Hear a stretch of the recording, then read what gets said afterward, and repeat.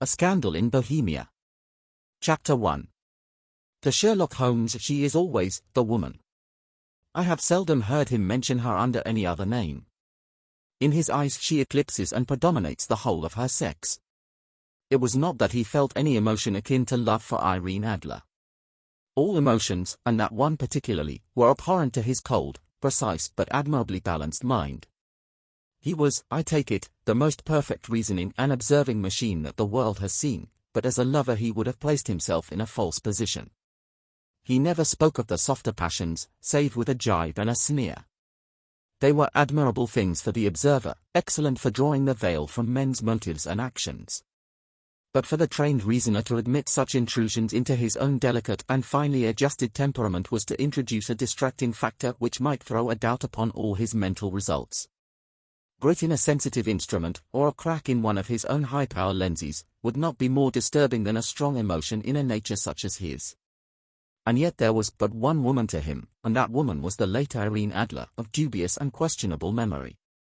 I had seen little of Holmes lately. My marriage had drifted us away from each other. My own complete happiness and the home-centered interests which rise up around the man who first finds himself master of his own establishment, were sufficient to absorb all my attention, while Holmes, who loathed every form of society with his whole Bohemian soul, remained in our lodgings in Baker Street, buried among his old books, and alternating from week to week between cocaine and ambition, the drowsiness of the drug, and the fierce energy of his own keen nature. He was still, as ever, deeply attracted by the study of crime, and occupied his immense faculties and extraordinary powers of observation in following out those clues, and clearing up those mysteries which had been abandoned as hopeless by the official police. From time to time I heard some vague account of his doings, of his summons to Odessa in the case of the Trepoff murder, of his clearing up of the singular tragedy of the Atkinson brothers at Trincomalee, and finally of the mission which he had accomplished so delicately and successfully for the reigning family of Holland. Beyond these signs of his activity, however, which I merely shared with all the readers of the daily press, I knew little of my former friend and companion. One night, it was on the 20th of March, 1888, I was returning from a journey to a patient, for I had now returned to civil practice, when my way led me through Baker Street. As I passed the well-remembered door which must always be associated in my mind with my wooing, and with the dark incidents of the study in scarlet, I was seized with a keen desire to see Holmes again, and to know how he was employing his extraordinary powers. His rooms were brilliantly lit, and, even as I looked up, I saw his tall, spare figure pass twice in a dark silhouette against the blind. He was pacing the room swiftly, eagerly, with his head sunk upon his chest and his hands clasped behind him. To me, who knew his every mood and habit, his attitude and manner told their own story. He was at work again. He had risen out of his drug-created dreams and was hot upon the scent of some new problem. I rang the bell and was shown up to the chamber which had formerly been in part my own. His manner was not effusive. It seldom was, but he was glad, I think, to see me. With hardly a word spoken, but with a kindly eye, he waved me to an armchair, threw across his case of cigars, and indicated a spirit case and a gasogene in the corner.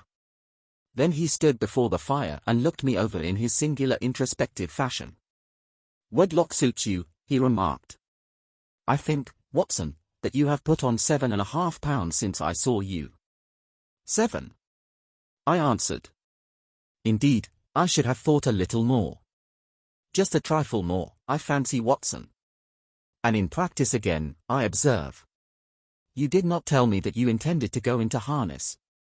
"Then, how do you know?" "I see it, I deduce it." "How do I know that you have been getting yourself very wet lately, and that you have a most clumsy and careless servant girl?" "My dear Holmes," said I, "this is too much. You would certainly have been burned, had you lived a few centuries ago.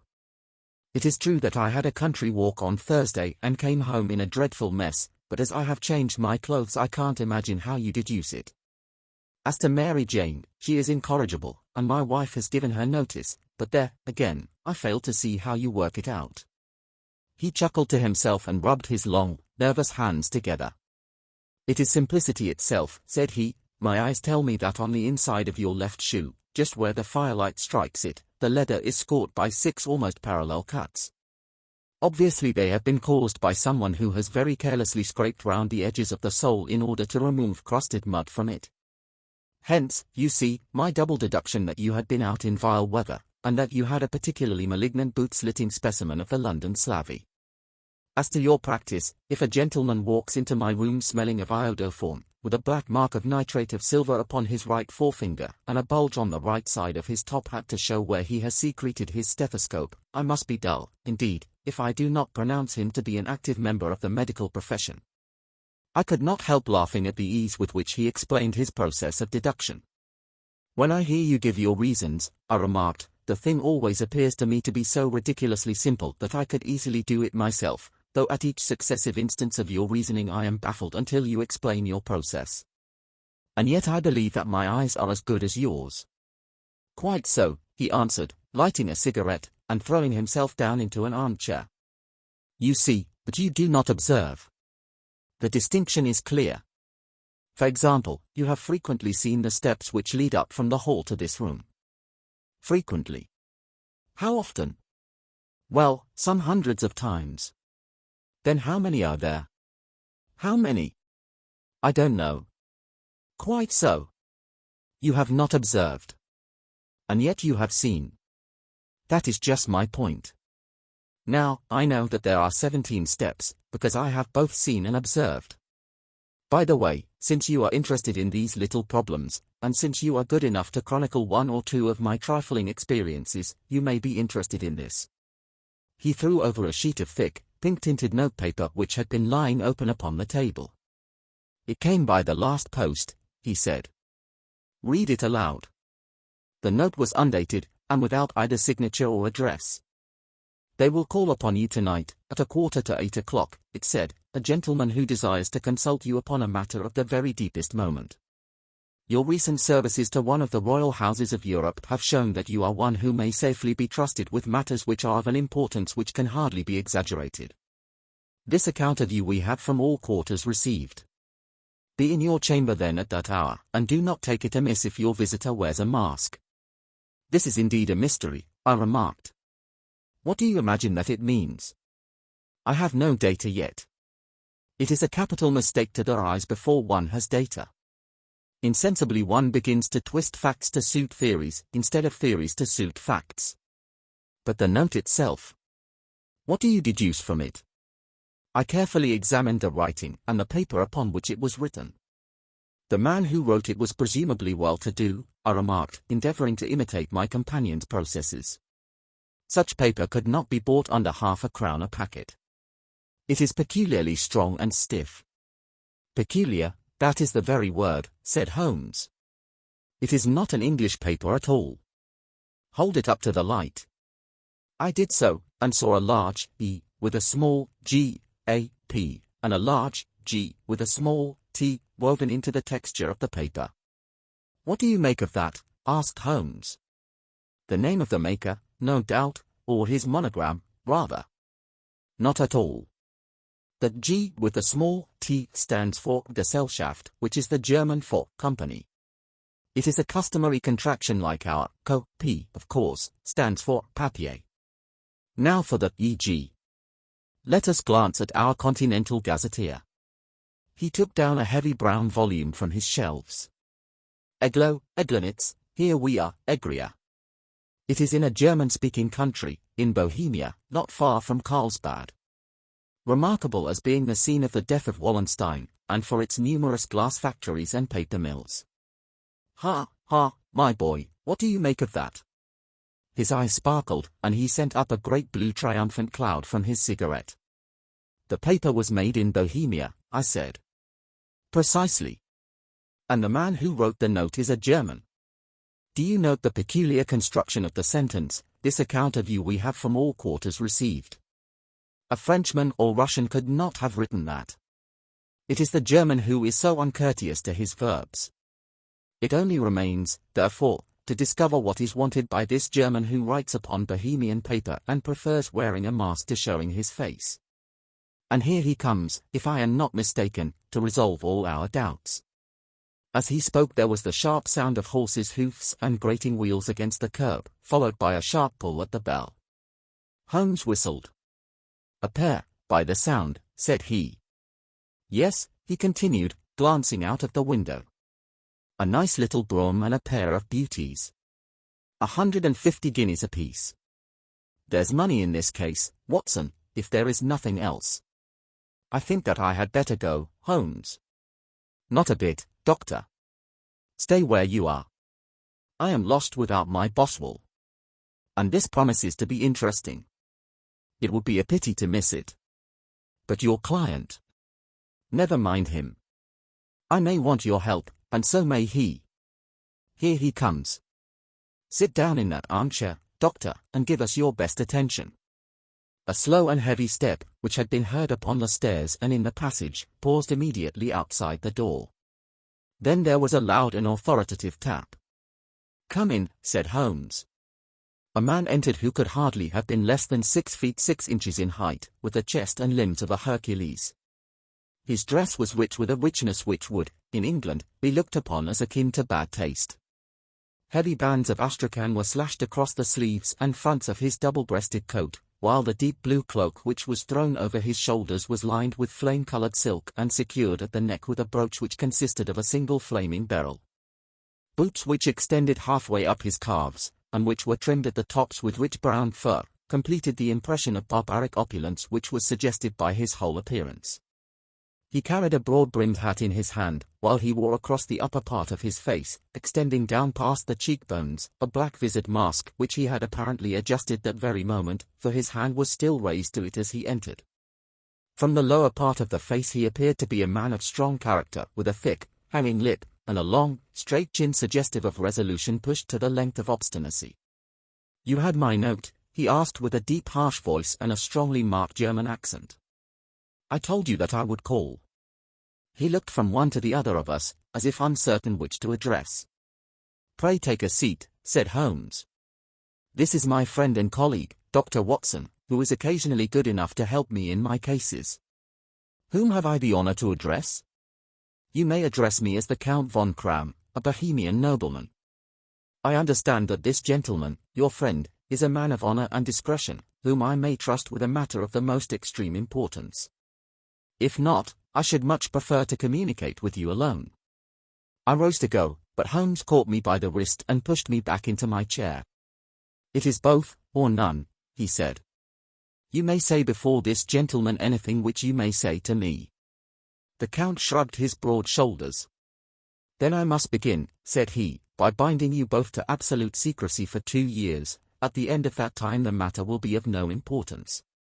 At present it is not too much to say that it is of such weight it may have an influence upon European history." "I promise," said Holmes. "And I?" "You will excuse this mask," continued our strange visitor. "The august person who employs me wishes his agent to be unknown to you, and I may confess at once that the title by which I have just called myself is not exactly my own." "I was aware of it," said Holmes dryly. "The circumstances are of great delicacy, and every precaution has to be taken to quench what might grow to be an immense scandal and seriously compromise one of the reigning families of Europe. To speak plainly, the matter implicates the great house of Ormstein, hereditary kings of Bohemia." "I was also aware of that," murmured Holmes, settling himself down in his armchair and closing his eyes. Our visitor glanced with some apparent surprise at the languid, lounging figure of the man who had been no doubt depicted to him as the most incisive reasoner and most energetic agent in Europe. Holmes slowly reopened his eyes and looked impatiently at his gigantic client. "If your Majesty would condescend to state your case," he remarked, "I should be better able to advise you." The man sprang from his chair and paced up and down the room in uncontrollable agitation. Then, with a gesture of desperation, he tore the mask from his face and hurled it upon the ground. "You are right," he cried, "I am the king. Why should I attempt to conceal it?" "Why, indeed," murmured Holmes. "Your Majesty had not spoken before I was aware that I was addressing Wilhelm Gottsreich Sigismund von Ormstein, Grand Duke of Cassel-Felstein, and hereditary King of Bohemia."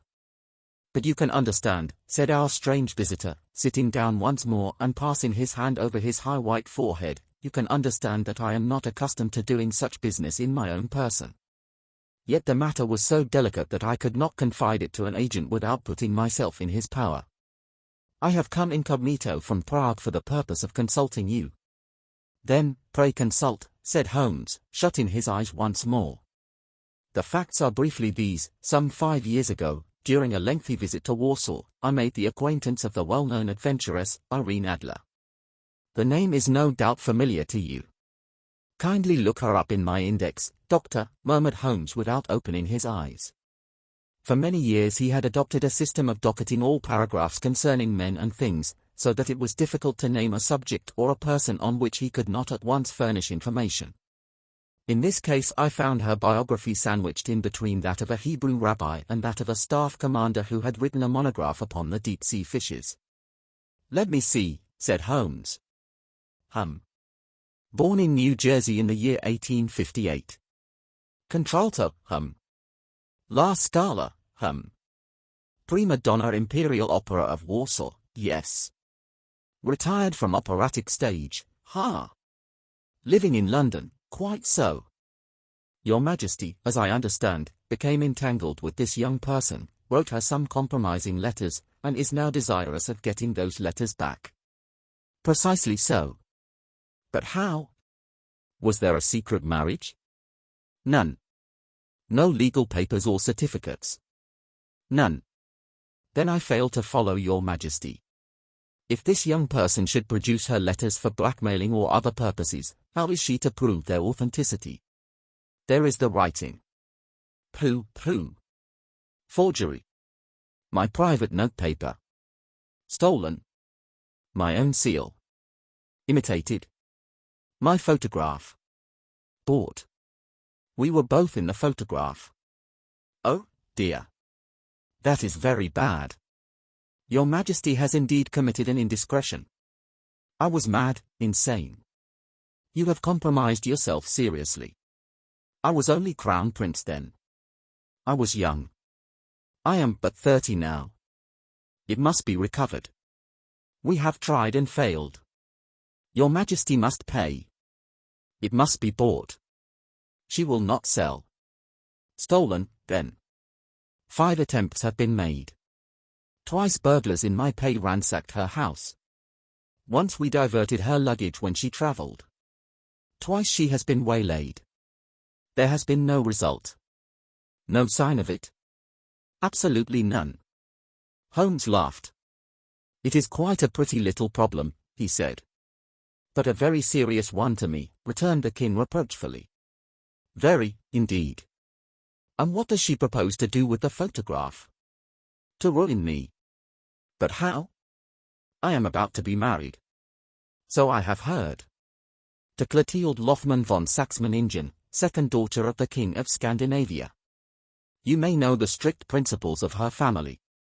She is herself the very soul of delicacy. A shadow of a doubt as to my conduct would bring the matter to an end. And Irene Adler? Threatens to send them the photograph. And she will do it. I know that she will do it. You do not know her, but she has a soul of steel. She has the face of the most beautiful of women, and the mind of the most resolute of men. Rather than I should marry another woman, there are no lengths to which she would not go, none. You are sure that she has not sent it yet? I am sure. And why? Because she has said that she would send it on the day when the betrothal was publicly proclaimed. That will be next Monday. Oh, then we have 3 days yet, said Holmes with a yawn. That is very fortunate, as I have 1 or 2 matters of importance to look into just at present. Your Majesty will, of course, stay in London for the present. Certainly. You will find me at Lanham under the name of the Count von Kram. Then I shall drop you a line to let you know how we progress. Pray do so. I shall be all anxious. Then, as to money? You have carte blanche. Absolutely? I tell you that I would give one of the provinces of my kingdom to have that photograph. And for present expenses? The king took a heavy chamois leather bag from under his cloak and laid it on the table. There are £300 in gold and 700 in notes, he said. Holmes scribbled a receipt upon a sheet of his notebook and handed it to him. And Mademoiselle's address, he asked. Is Bryony Lodge, Serpentine Avenue, St. John's Wood. Holmes took a note of it. One other question, he said. Was the photograph a cabinet? It was. Then, good night, Your Majesty, and I trust that we shall soon have some good news for you. And good night, Watson, he added, as the wheels of the royal brougham rolled down the street. If you will be good enough to call tomorrow afternoon at 3 o'clock, I should like to chat this little matter over with you.